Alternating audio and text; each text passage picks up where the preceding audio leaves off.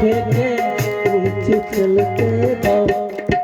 कभी धूप कभी छाँव, कभी धूप कभी छाँव, सुख दुख दोनों रहते जिसमें जीवन है दो भाव। कभी धूप कभी छाँव, कभी धूप कभी छाँव।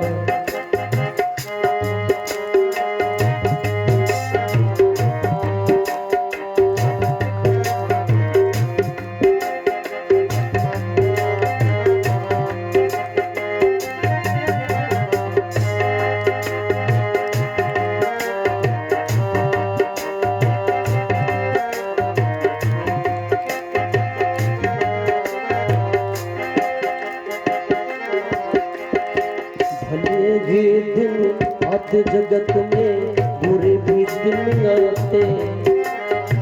भले दिन आते जगत में, बुरे भी दिन आते। कर्म मीठे फल कर्म के यहाँ सभी पाते। कर्म मीठे फल कर्म के यहाँ सभी पाते। कभी सीधे कभी उल्टे अदब चढ़ के पाँव। कभी धूप कभी छाँव, कभी धूप कभी छाँव, सुख दुख दोनों रहते जिसमें जीवन है दो भाव। कभी धूप कभी छाँव, कभी धूप कभी छाँव।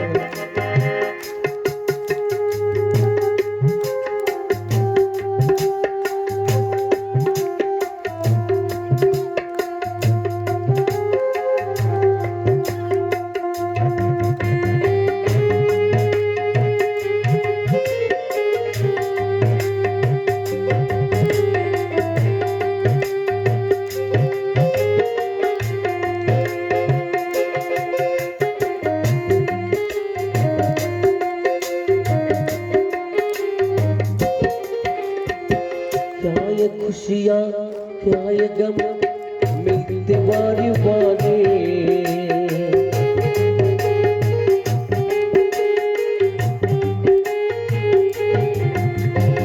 क्या ये खुशियाँ क्या गम मिलते यहाँ वारे वारे। मालिक की मर्जी से चलती ये दुनिया सारे। ध्यान से खेला जगिए वालों बड़ी प्रेमी माँ। कहीं धूप कहीं छाँव, कहीं धूप कहीं छाँव, ऊपर वाला पासा फेंके नीचे चलते पाँव। कहीं धूप कहीं छाँव, कहीं धूप कहीं छाँव, सुख दुख दोनों रहते जिसमें जीवन है वो भाव। कभी धूप कभी छाँव, कभी धूप कभी छाँव, कभी धूप कभी छाँव, कभी धूप कभी छाँव, कभी धूप कभी छाँव। बोले प्रेम से वृंदावन बिहारी लाल की जय। बोल दे प्रेम से भक्तर भगवान की जय जय श्री राधेश्याम। अभी हम सब गजेंद्र मोक्ष की कथा में, गजेंद्र मोक्ष में गज का उद्धार तो बाद में हुआ, ग्राह का पहले हुआ। क्यों हुआ? क्योंकि ग्राह ने गजेंद्र का, यानी जो भक्त का भी भक्त होता है, भगवान उस पर पहले अनुग्रह करते हैं कि भाई ये तो अपने है ही, पर जो हमारे पास ला रहा है पहले उसका काम कर। इसीलिए इससे एक शिक्षा जो है हम सबको लेनी चाहिए कि जैसे ग्राह ने गजेंद्र का पैर पकड़ा तो उसका भी उद्धार हो गया। तो पैर पकड़ने में, विनम्रता में, झुकने में कंजूसी नहीं करनी चाहिए, क्योंकि विद्या ददाति विनयम विनयाति याति पात्रत्वाम अपात्रत्वाम धनम आपनोनि धनम धर्म तथा सुखम।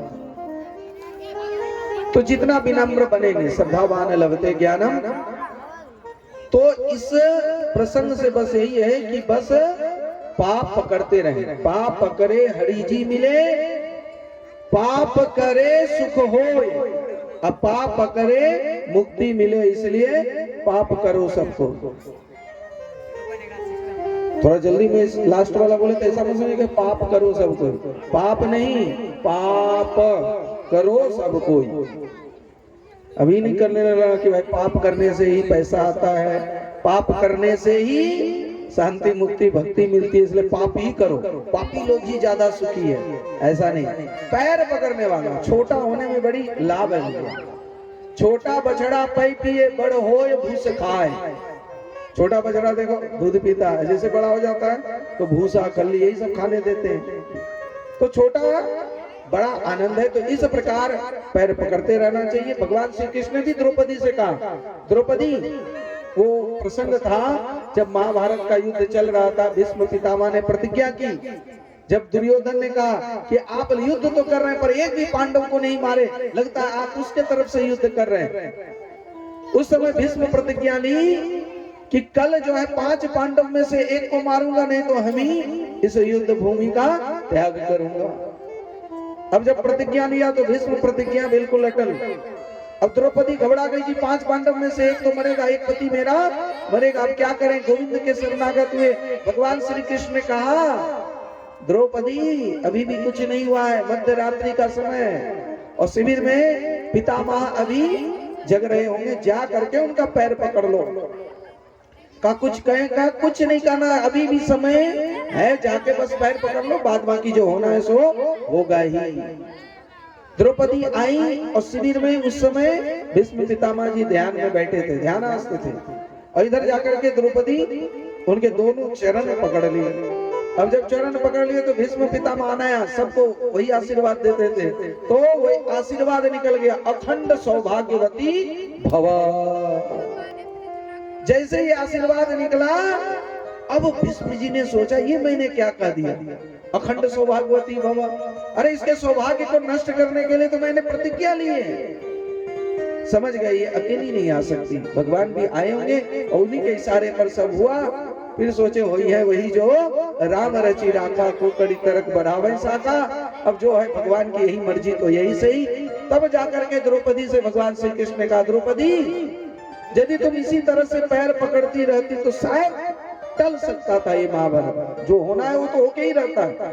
पर यदि जो बड़े थे तुम्हारे, चाहे धृतराष्ट्र जितने भी अत्याचारी पापाचारी दुराचारी क्यों न रहा हो, पर पैर पकड़ने से कभी न कभी हृदय से वो बात निकल जाती है, जो बदले की भावना है।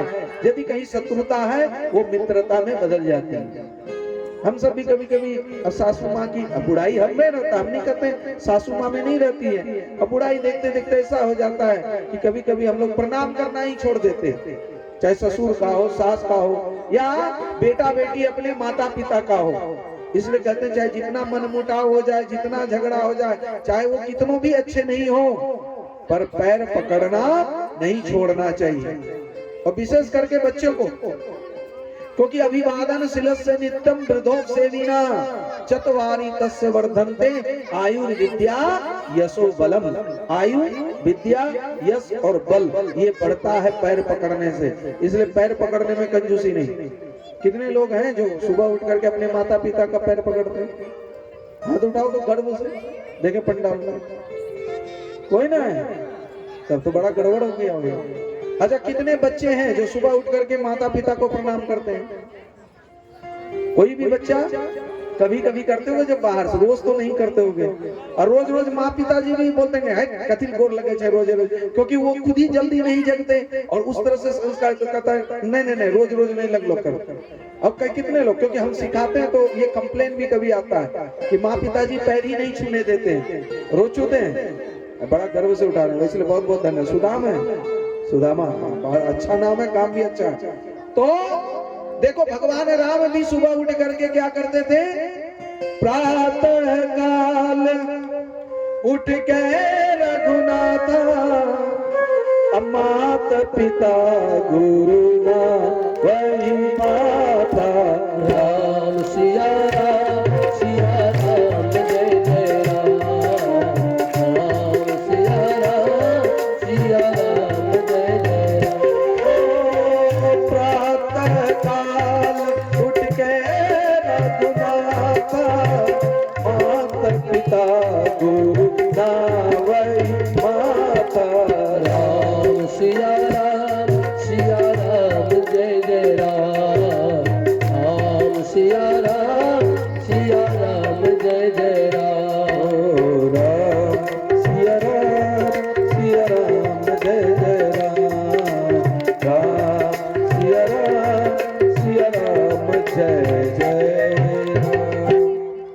इसलिए पैर पकड़ना चाहिए, अपमान ना हो बड़ों का, गुरुजनों का, दादा दादी का, ये ध्यान रखना।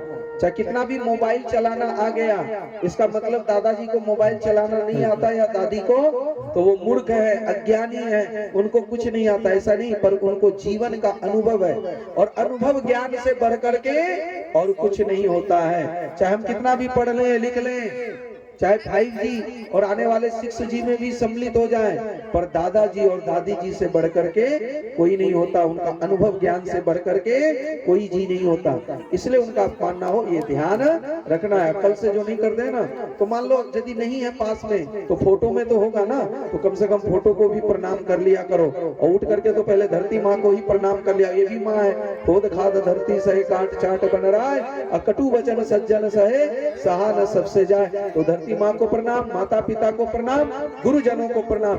ऐसा करने से शत्रुता मिट जाती है, मित्रता आती है, आयु विद्या यश बढ़ती है। एक दिन इसी प्रसंग पर क्या हुआ, इंद्र अपने पद पर जब इंद्रासन पर विराजित हुआ, तो दुर्वासा जी का उन्होंने अपमान कर दिया, जिसके कारण उनकी पद चली गई। घटना यह हुई कि एक बार दुर्वासा जी भगवान विष्णु से मिलने गए। ये अष्टम स्कंद के 5वां अध्याय अब शुरू होता है, 4 अध्याय तक गजेंद्र मोक्ष। 5वें में क्या है कि यदा दुर्वासा सापेत स इंद्रियालोकस्य निर्सस्य काला निर्मुक्तम क्रिया, यथा दुर्वासा जी जब सापेत इंद्र, किसको कैसे इंद्र को श्राप दिए, सुखदेव जी महाराज परीक्षित को बता रहे हैं कि जब भगवान विष्णु के पास गए, विष्णु जी के गले में बड़ा सुंदर कमल का माला डला हुआ था, बहुत देर से पहने हुए थे। जैसे कभी कभी मन हो जाता है संतों का, बड़ी देर से पहने हैं, तो अब चलो कोई ऐसा मिल जाए जिनके गले में डाल दे। संयोग से आ गए दुर्वासा जी, आए तो कैसे सम्मान करे, क्या करें, तो उनके गले में जो कमल का पुष्प का माला था वो उनके दुर्वासा जी के गले में डाल दिया। जैसे डाला तो दुर्वासा जी बड़े प्रसन्न हुए कि देखो इतने ऊंचे पद पर बैठे हुए जो जगत के पालन करता है, जो इनके संचालन करता है, इतने ऊंचे पद वाले हमारे जैसे एक तुच्छ को, एक साधारण इंसान को कितना सम्मान किया, माला पहना है। बड़े खुश हुए दुर्वासा जी। अब कैसे नहीं खुश होते, अब उस माला को पहन करके जब वहां से विदा हुए तो बड़ा अभिमान से चल रहे थे कि देखो भगवान ने स्वयं अपने हाथों से हमारे गले में माला डाला है। इसलिए कभी कभी माला डाल दे तो अपमान में ये हम पहले उतार देते थे, ये ऐसा नहीं कि अहंकार के कारण दिखाने के लिए, किसने कितनी मेहनत से लाई होगी माला, नवगछिया या भागलपुर गया होगा मोटरसाइकिल से, और कितना प्रेम से भाव से लाया होगा, पैसा खर्च करके इसलिए लाया होगा कि थोड़ा शोभा बढ़े, तो हमको न चाहते हुए भी पहनना पड़ता है कि भाई चलो जब इतना प्रेम से लाया। अब ला दे तो माले का या किसी भी सम्मान, जो भी वस्तु प्रेम से दिया जाए, अपमान नहीं होना चाहिए। दुर्वासा जी बड़ा आराम से पहन के गए। उधर से इंद्र गजेंद्र पर बैठ करके, ऐरावत जो हाथी है उस पर बैठ करके झूमते हुए आनंद से आ रहे थे, अपने सभी